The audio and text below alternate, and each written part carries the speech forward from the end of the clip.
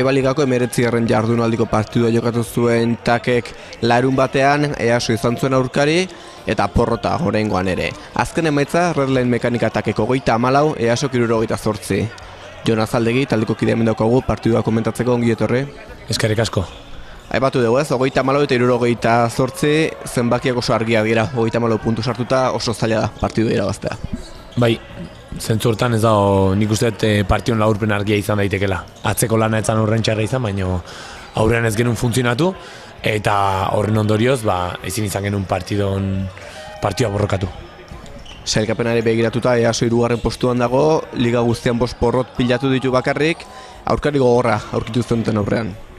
Bai, partian horretik uste dut nahiko analisi zorrotza eta zehatza intzula entrenatzaileak, beraiek bi gauza dituzte ez, alde batetik defentsan oso gogorrak dira, eta bestalde erasoan gaitasuna daukate oso luze jokatzeko.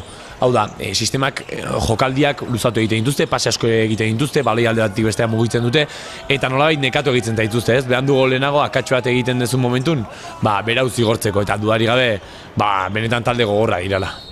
Aurreko astean Pas Pielagosen aurka galdu egin zenuten kanpoan, inotiritako egunak ere pasa dira egun bereziak, nola zegoen taldea larumateko partiduari begira? Beno, entrenamendu aste ona ez da izan, kontan hartu asteazken ostiral bakarrik entrenatzea eduki degula, inauteriek bialata, baina, izatez, nik uste dut taldea motibatuta zeola, partida irazteko aukerak ikusten zian hasiera baten behintzat, gauzak behar bezala eginda, eta horren ispilu izan zen lehenengo laurdena, ez? 11-12 gindoazen 6 segundu faltan, eta gure kontzentrazioa katxo batek eragintzun beraek 3 batekin bukatzea laurdena, eta 11-15, baina lehenengo 10 minutan erakutsi genuen, beraiei aurre egin geniezaiekela inungo arazoi gabe. Hala, bai, lehenengo laurdeneko azken emaitza 11 eta 15, esan dezun bezala, partidua ongi hasi zen, baina bigarren laurdeneko zenbakiak adierazgarriak. 6 eta 18ko partziala, bigarren laurden horretan, zer gertatu zen 6 puntu bakarrik sartzeko? Gu etengabe berain aurka txokatzen ginala. Beraiek jokalarik fisikoki ondo dauden jendea dira, eta ez genuen lortzen nolabait bat bider batekoan edo blokeon bitartez, abantailarik lortzerik. Eta lortzen ez dezunen abantaila, azkeneako saiatu eta ez lortu, seguraski frustrazioa etortzen da, aukera txarrak hartzen hastentzera, eta nik uste nahiko abusatu genula adibidez kanpoko jaurtiketetatik, baina nik uste zala uno kontra uno abantaila hori lortu ezin genuenez, beste bide batzutatik bide batzuk aukeratzea erabaki genuen da, hori izan zen jaurtiketak, kanpotik jaurtiketak egitea. Eta jokaldi erabaki hori gutxi baliz, atxeen aldiaren aurretik, pailek adierazitako kirolez kontrako hori zer gertatu zen? Hau pertsonala da ez, falta bat egin zidatenaren sensazioa izan un momentu konkretu baten, horrek baloia galtzea eragintzun, eta ondorioz, nire honotik aterata aurkari falta argia inion, kirolez kontrako falta bat izan zen, eta hortik aurrea etorri zian protestak, lekuzkanpokoak, eta aurkari, erpailek erabaki zuten nire 3. falta izateaz gain, beste 2 teknika pitatzea, protesten ondorioz pitatzen dituzte normalean teknikak, eta horrek eragin zuen, 5. falta egitea eta 2. laurdenerako nik kaleratua izatea ez. Nire ustez erpailek ondo jokatu zuten, esan horrelako erreakziorik ezin da onartu. Bere akats nagusia izan zen jokaldi berdinean 2 akats egitea, oraintxe ikusiko ditugun urratsak, ez zituztenak pitatu, hor ja kejatzen hasten gera, eta hortik aurrea, gero falta bat ez dutena pitatu, baina ja behin beraik akatxo hori eginda eta onartuta, ondo adirazitako 2 teknika dira, protestak lekuzkanpo daude dudarik gabe. Horrek zenbateraino baldintzatu zuen partidua?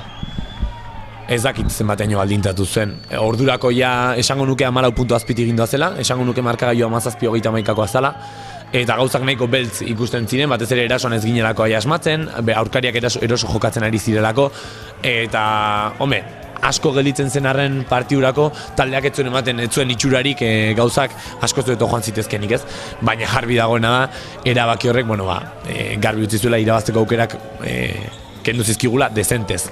Eta hori gertatu izan ez balitz, aukera gehiago izango genituzkela, dudari gabe. Atxeen aldetik bueltan, 3. laurdenean, partziala 10 eta 15koa, eta markagailua dagoeneko 27 eta 48koan zegoen, partida irabazteia ezinezkoa zen. Hori da. Bai, 3. laurdenen gertatu ziteken ez, hasiera on batekin akaso, partiduan sartzea, eta izan genitut momentuk, joku onanak, defentsan gogor jarraitu genuen, aurreko bi laurdenetan jarraitu genuen bezala, minutuk taldeak etzeukan sensazio txarrik etzun ematen, baina karo, erasoan 10 puntu sartuta, beste behin oso zaila da ezer lortzea ez. Kasu hortan 16 puntuko desabantaila bat murriztu nahi baldin badezu, erasoan askoz puntu gehiago sartu behar dituzu dudarik gabe, eta hori ezin izan genuen burutu, aste buruan. 19. jardunaldia jokatuta Liga hontan, sailkapenari begiratuta 3 garaipen dauzkazue, 16 porrot pilatu dituzue, atzetik bentada baino duzue 2 garaipenekin, eta gora begira hortxe ez, Zarauztarrak 5 garaipen dituzte, Burgosekoek 6, Mondragon Unibertsitateak 7, Gerozta partidu gutxiago falta dira, 4 partidu etxean, 3 kanpoan, nola ikusten duzu etorkizuna?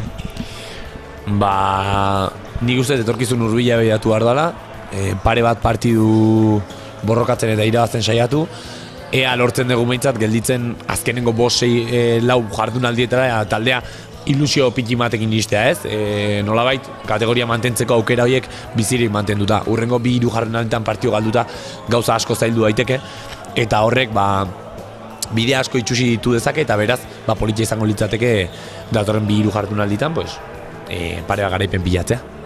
Asteko Santurtziren aurka jokatuko duzu, berriz ere etxean, garrantzitsua litzateke ez, etxean 2 partidu jarraien jokatuta bitatik bat bentsat irabaztea.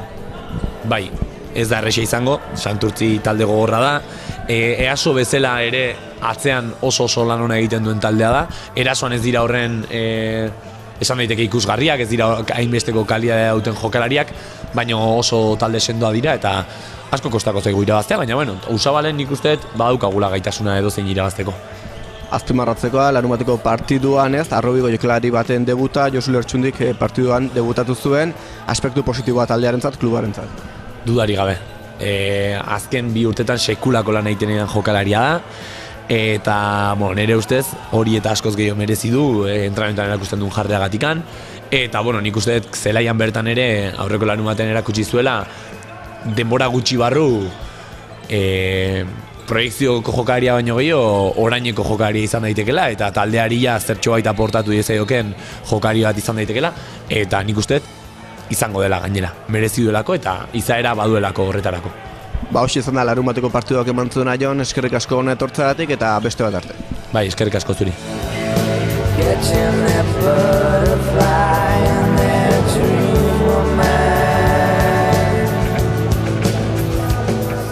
Partida oso txukin hasi deu, intensia handikin, hasierako plantamenduakin asmatu deu, eta nik uste EASO taldea deser oso zeola, gure plantamenduakin oso agresibo atera gea, eta nik uste bere zonakako defensa do espero zutela, eta zentzu hortan lehenengo minutuko zonak izan dira. Bigarren laurdenen kanastei behira arazo gehiago izan diteu, eta gero bigarren laurdenen egon da jokaldi erabaki hor bat, epaile batek protagonismo guztia hartu du, eta partidua bertan bera utzi du, azkenen hortik aurrea histori gutxi onda, 3. laurdenen da 4. laurdenen saiatu geha itxura mantentzen, kanpoko taldeak abantaila handia arrez ezan, baina kontrario kalidadea handia daukate, sailkapeneko goralden daude eta zerbaitegati daude hor. Epaile batek protagonismo guzti hartu nahi izan du, kirolez kontrako falta gure alde zana ez du pitatu, ondorengo pitata urrengo jokaldia kirolez kontrakoa pitatu du, ondorengo teknikak egon dira, jokalari garrantzitsu bat kaleratu izan da, eta gaur egun saskiratzeko ditugun arazoekin, gure saskiratzaile nagusia kanpoan egotea lastra handia da. Hala ere, momentu hortar hori iritsian arte ondo konbetitu deu, eta lastima bat, gure taldea momentu, lehenengo 17 minututan lan ona inda ere, kanpoko norbaitek gure lana zapuztea. Gure lana hemendik aurrea, entrenatzen jarraitu, gogor jarraitu, guaina arte bezala, eta gaur Arrobiko gazte batek debutatu du, Josu Lertxundik, eta nahiz eta kirol emaitzak hoberenak ez izan, ikusteu Arrobitik gutxinaka jokalarik igotzen nahi diala, eta hori ere Usabalea gerturatzean zaletuntzako albiste hona da. Genekin partido oso zaila izango zela, beraiek ekipo oso gaztea eta azkarra dute. Gainea, inauteriak eta gero, gu ez geuden igual gure momentu formaik hobenen, eta gainea jende zeneko justu aiatu gara partidu honta, 3 baja importante dauzkagu eta bueno, hasieran nahiko ondo hasi gea, aurreneko laurdena eludio partidua, nahiz eta uste ez buruz hain naiz, baina uste 5 puntu bera aukatu deula. Eta bigarreko laurdenean, urte guztian zehar bezala, kanpoko edo gure ekipoan ez dauden arazo batzugatik burua juntzaigu eta partzial fuerte bat jaso dugu kontran eta nik uste horrek partidua markatu dula. Hortik aurrera izan da dena kontran, dena aurtengo partidu asko bezala kontran jutea eta azkenen daukaun ekipo justuakin zaila egiten da eta gehiago olako talde bat balima daukago arkoari bezala. Bere lana ondo indula eta ez digula utzi ez da pitxin bat arnaz hartu eta aukeraik partiduan sartzeko berrize.